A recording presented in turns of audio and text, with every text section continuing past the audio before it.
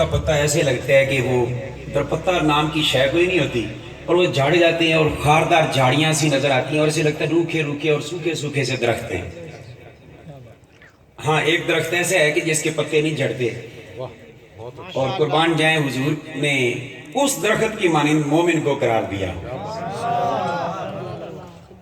اور وہ ہے کھجور کا درخت۔ کون سا درخت؟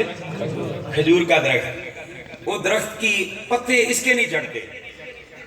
کاٹ کے کوئی شاخیں جدا کرے تو گرے اس کے پتے تنے کا ساتھ نہیں چھوڑتے۔ تو مومن کی مثال کھجور سے دینے میں ایک حکمت یہ بھی ہو سکتی ہے کریم آقا کی، یہ کہیں لکھی پڑی بات نہیں، میں سادہ انداز میں بات کر رہا ہوں کہ جس طرح موسم جو مرضی آئے، بہار آئے، برسات آئے، خزاں آئے،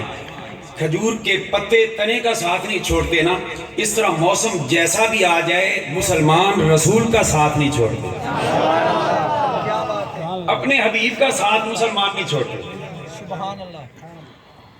تو خیر عرض یہ کر رہا ہوں، درختوں کے جب پتے جھڑ جاتے ہیں نا تو عجیب سا سونا سونا سا منظر ہوتا ہے، درخت ایسے لگتے ہیں جیسے پتہ نہیں صدیوں سے خشک پڑے ہوئے۔ اب جو ہی خزاں کے بعد بہار کا موسم آتا ہے نا تو ہوا کا پہلا جھونکا ہی جب پڑتا ہے تو ان درختوں کے اندر بھی تازگی آنا شروع ہو جاتی ہے، کونپلیں نکلتی ہیں، پتے نکلتے ہیں، پھول نکلتے ہیں، پھل لگتے ہیں، اور پھر سے ہر طرف ہریالی پھیل جاتی ہے۔ سارا سال کے دکھوں اور غموں نے ستا کے مسلمان کو نچوڑ رکھا ہوتا ہے، چہرے سے خوشی روٹھ چکی ہوتی ہے، مسکراہٹیں غائب ہو چکی ہوتی ہیں،